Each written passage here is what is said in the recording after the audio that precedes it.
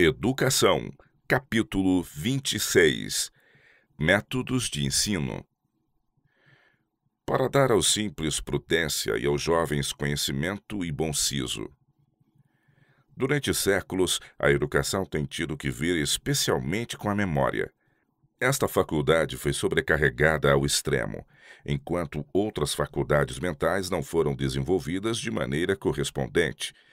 Os estudantes têm empregado seu tempo em entulhar laboriosamente o espírito de conhecimentos dos quais pouco poderiam utilizar. A mente, carregada desta maneira com aquilo que ela não pode digerir e assimilar, enfraquece-se, torna-se incapaz de um esforço vigoroso e confiante em si, e contenta-se com depender do juízo e percepção de outrem. Notando os inconvenientes deste método, alguns têm ido para o outro extremo. Segundo sua opinião, o homem necessita apenas desenvolver aquilo que tem dentro de si. Tal educação conduz o estudante à presunção, separando-o assim da fonte do verdadeiro poder e conhecimento. A educação que consiste no exercício da memória, com a tendência de descoroçoar o pensamento independente, tem uma influência moral que é pouco tomada em conta. Ao sacrificar o estudante, a faculdade de raciocinar e julgar por si mesmo torna-se incapaz de discernir entre a verdade e o erro, e cai fácil presa do engano. É facilmente levado a seguir a tradição e o costume. É um fato largamente ignorado, ainda que não deixe de haver sempre perigo nisso, que o erro raramente aparece como aquilo que realmente é. É misturando-se com a verdade ou apegando-se a ela que alcança a aceitação. O comer da árvore da ciência do bem e do mal causou a ruína de nossos primeiros pais. E a aceitação da mistura do bem e do mal é hoje a ruína de homens e mulheres. O espírito que confia no juízo de outrem, mais cedo ou mais tarde, será por certo transviado. A capacidade de discernir entre o que é reto e o que não é, podemos possuí-la unicamente pela confiança individual em Deus. Cada um deve aprender por si com o auxílio dele, mediante a sua palavra. A nossa capacidade de raciocinar foi nos dada para que a usássemos, e Deus quer que seja exercitada. Vinde então e argui-me, ele nos convida. Confiando nele, podemos ter sabedoria para rejeitar o mal e escolher o bem. Em todo o verdadeiro ensino, o elemento pessoal é essencial. Cristo, em seu ensino, tratava com os homens individualmente. Foi pelo trato e convívio pessoal que ele preparou os 12. Era em particular e muitas vezes a um único ouvinte que dava suas preciosas instruções. Ao honrado rabi na conferência noturna no Monte das Oliveiras, a desprezada mulher junto ao poço de Sicar, abriu ele seus mais ricos tesouros, pois descobriu nesses ouvintes o coração apto a ser impressionado, a mente aberta, o espírito pronto para receber. Mesmo a multidão que tantas vezes lhe dificultava os passos, não era para Cristo uma massa indistinta de seres humanos. Falava diretamente a cada espírito e apelava para cada coração. Observava a fisionomia dos ouvintes, notava-lhes a iluminação do semblante, o instantâneo e respondente olhar que dizia haver a verdade atingido a alma, e então vibrava-lhe no coração uma corda correspondente de jubilosa simpatia. Cristo discernia possibilidades em todo ser humano. Ele não se afastava por causa de um exterior não prometedor ou por ambientes desfavoráveis. Chamou a Mateus da alfândega e Pedro e seus irmãos do bote de pesca para aprenderem com ele. O mesmo interesse pessoal, a mesma atenção para com o desenvolvimento individual são necessários na obra educativa hoje. Muitos jovens, que aparentemente nada prometem, são ricamente dotados de talentos que não aplicam a uso algum. Suas faculdades permanecem ocultas por causa da falta de discernimento por parte de seus educadores. Em muito menino ou menina de aparência tão pouco atraente como a pedra não lavrada, pode-se encontrar precioso material que resista à prova do calor, tempestade e pressão. O verdadeiro educador, conservando em vista aquilo que seus discípulos podem tornar-se, reconhecerá o valor do material com que trabalha. Terá um interesse pessoal em cada um de seus alunos e procurará desenvolver todas as suas faculdades. Por mais imperfeitos que sejam eles, acoroçoará todo o esforço por conformar-se com os princípios retos. A cada jovem se deve ensinar a necessidade e o poder da aplicação. Disto, muito mais do que do gênio ou talento, depende o êxito. Sem aplicação, os mais brilhantes talentos pouco valem, enquanto pessoas de habilidades naturais muito comuns têm realizado maravilhas mediante esforço bem orientado. E o gênio, por cujas concepções nos maravilhamos, está quase invariavelmente unido ao esforço incansável, concentrado. Deve-se ensinar os jovens a ter em vista o desenvolvimento de todas as suas faculdades, tanto as mais fracas como as mais fortes. Muitos têm a disposição de restringir seu estudo a certos ramos, para os quais têm gosto natural. Devemos precaver-nos contra este erro. As aptidões naturais indicam a direção do trabalho da vida, e, sendo genuínas, devem ser cuidadosamente cultivadas. Ao mesmo tempo, deve ter-se sempre em vista que um caráter bem equilibrado e o trabalho eficiente em qualquer ramo dependem em grande parte daquele desenvolvimento simétrico, que é o resultado de um ensino profundo e amplo. O professor deve constantemente ter como objetivo a simplicidade e a eficiência. Deve amplamente ensinar por meio de ilustrações, e mesmo tratando com alunos mais velhos, cumpre ter o cuidado de tornar claras e evidentes todas as explicações. Muitos alunos adiantados em idade são crianças no entendimento.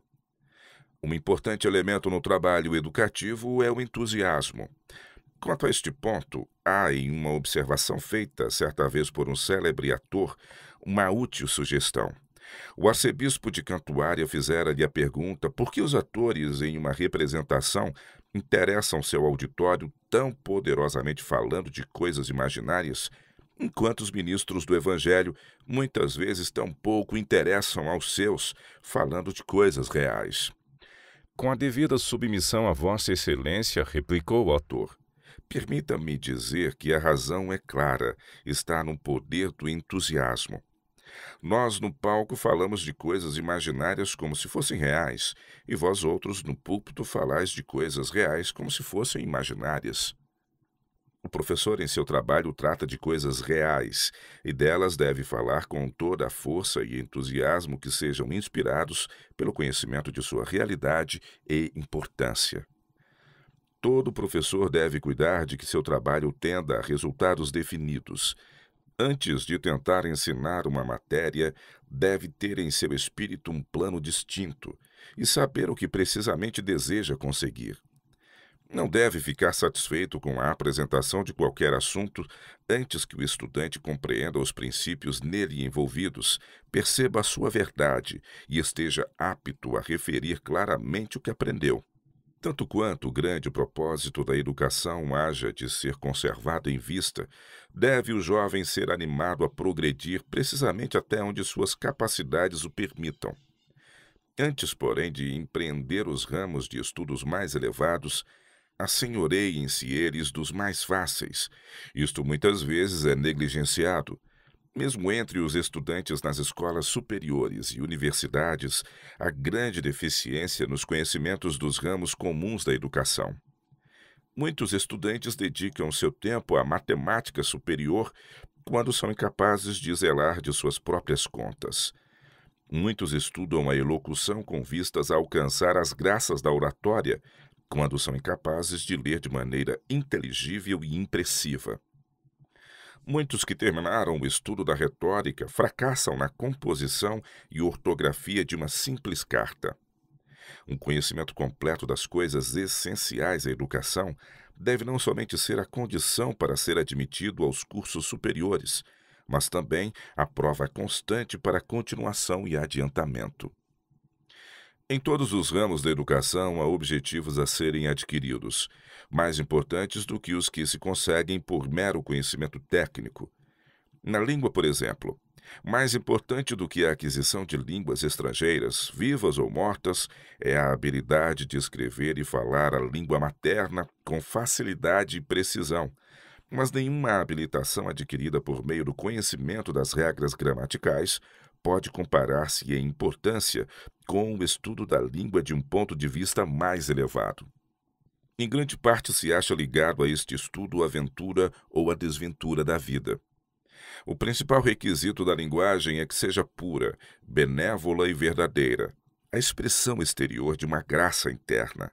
Diz Deus: tudo o que é verdadeiro, tudo o que é honesto, tudo o que é justo, tudo o que é puro, tudo o que é amável, tudo o que é de boa fama, se há alguma virtude, se há algum louvor, nisso pensai. E se tais forem os pensamentos, tal será a expressão. A melhor escola para este estudo da língua é o lar. Mas, visto que a obra do lar é muitas vezes negligenciada, recai sobre o professor o ajudar seus discípulos na formação de hábitos corretos no falar. O professor muito poderá fazer para descoroçoar aquele mau hábito que é a maldição da coletividade, da vizinhança e do lar, a saber, o hábito de falar por detrás, tagarelar, criticar impiedosamente. Para tal fim não se devem poupar esforços. Impressionem os estudantes com o fato de que tal hábito revela falta de cultura, de educação e da verdadeira bondade de coração. Inabilita a pessoa tanto para a sociedade dos que verdadeiramente são cultos e educados neste mundo, como para a associação com os seres santos do céu. Pensamos com horror nos canibais que se banqueteiam com a carne ainda quente e trêmula de sua vítima. Mas serão os resultados desta mesma prática mais terríveis que a agonia e ruína, causados pela difamação dos intuitos, pela mancha da reputação, pela dissecação do caráter? Aprendam as crianças, bem como os jovens, o que Deus diz a respeito destas coisas. A morte e a vida estão no poder da língua. Nas Escrituras, os maldizentes são classificados entre os aborrecedores de Deus, inventores de males, os que são sem afeição natural, irreconciliáveis, sem misericórdia, cheios de inveja, homicídio, contenda, engano, malignidade. Segundo o juízo de Deus, são dignos de morte os que tais coisas praticam. Aquele a quem Deus tem na conta de um cidadão de Sião é o que fala verazmente, segundo o seu coração, não difama com a língua, nem aceita nenhuma afronta contra seu próximo. A palavra de Deus também condena o uso dessas expressões sem sentido e triviais que resvalam pela imoralidade. Condena os falsos cumprimentos, as evasivas da verdade, os exageros, a falsidade no comércio, coisas estas vulgares na sociedade e no mundo comercial. Seja, porém, o vosso falar sim, sim, não, não, porque o que passa disso é de procedência maligna. Como o louco que lança de si faíscas, flechas e mortandades, assim é o homem que engana o seu próximo e diz: fiz isso por brincadeira. Intimamente ligada à bisbilhotice está a insinuação encoberta, esquiva, pela qual o coração impuro procura insinuar o mal que não ousa exprimir abertamente. Os jovens devem ser ensinados a evitar toda a aproximação de tal prática, como evitariam a lepra. No uso da língua não há talvez nenhum erro que velhos e jovens estejam mais prontos a desculpar em si do que o falar precipitado, impaciente. Acham que é uma desculpa suficiente responder: eu estava fora de mim, realmente não queria dizer aquilo que falei. Mas a palavra de Deus não trata disto levianamente. As Escrituras dizem: tens visto um homem precipitado nas suas palavras? Maior esperança há de um tolo do que dele. Como a cidade derribada que não tem muros, assim é o homem que não pode conter o seu espírito. Em um momento, pela língua precipitada, apaixonada, descuidosa, pode-se perpetrar um mal que o arrependimento de uma vida toda não poderá desfazer. Oh, quantos corações dilacerados, amigos alheiados, vidas arruinadas por causa das palavras ásperas, precipitadas daqueles que poderiam ter trazido auxílio e alívio. Há alguns cujas palavras são como pontas de espada, mas a língua dos sábios é saúde. Um dos característicos que devem ser especialmente acariciados e cultivados em toda a criança é aquele esquecimento de si mesmo que comunica à vida certa graça inconsciente. De todas as excelentes qualidades de caráter, esta é uma das mais belas, e para todo verdadeiro trabalho é uma das mais essenciais qualificações. As crianças necessitam de receber demonstrações de apreço, simpatia, animação, mas deve ter-se cuidado em não alimentar nelas o amor ao louvor. Não é prudente fazer-lhes especial referência ou repetir diante delas seus ditos inteligentes. O pai ou professor que tem em vista o verdadeiro ideal do caráter e as possibilidades de o alcançar não pode acariciar ou fomentar o sentimento de presunção. Não incentivará nos jovens o desejo ou esforço de exibir sua habilidade ou perfeição. Aquele que olha para o que é mais alto do que ele próprio há de ser humilde. Contudo, possuirá aquela dignidade que não se desvaloriza ou se confunde ante uma exibição exterior ou grandeza humana. Não é por leis ou regras arbitrárias que as graças do caráter se desenvolvem.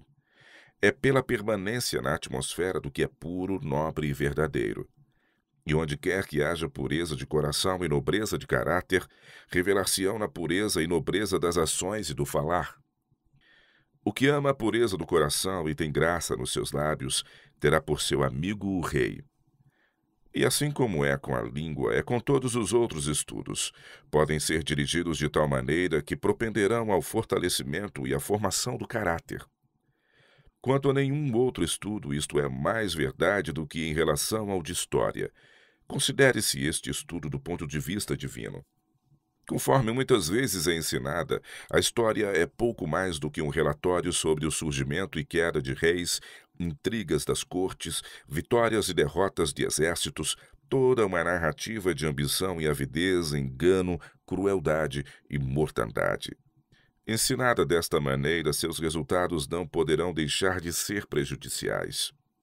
As pungentes repetições de crimes e atrocidades, as monstruosidades, as crueldades que são descritas, plantam sementes que em muitas vidas produzirão fruto em uma messe de males. Muito melhor é aprender à luz da profecia de Deus, as causas que determinam o surgimento e queda de reinos.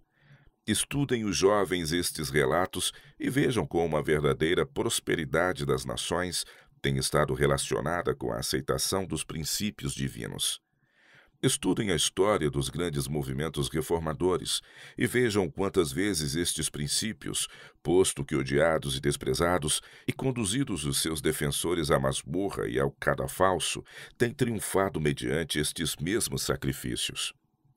Tal estudo proporcionará uma visão larga e compreensiva da vida.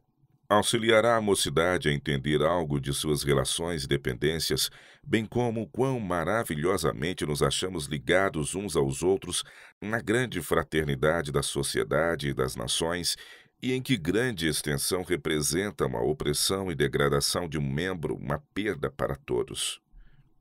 No estudo dos números deve o trabalho ser prático.